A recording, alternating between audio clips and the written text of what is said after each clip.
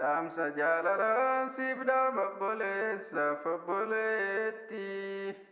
Yeroo ammaa kanatti hin beeku jechuun wallaahi xiqqeenya duniyaaf aakiraati.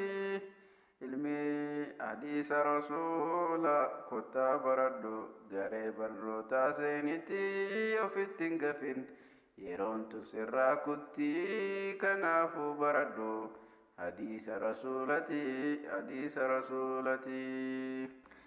Ana liifin karaane jechuu uzrii takka hin qabdu. Gareen zoomii fi wasaabbiirraan barnootatti jirti ijoolleen muslimaa.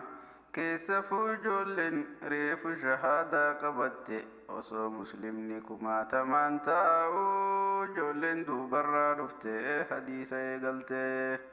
Yaa salphina keenya gariin shartii salaataan beeku uzriin isaa maali? Rabbi jetti kenne qaama hundatti kenne waan biraatiin dalaga beekumsa duddatti kenne.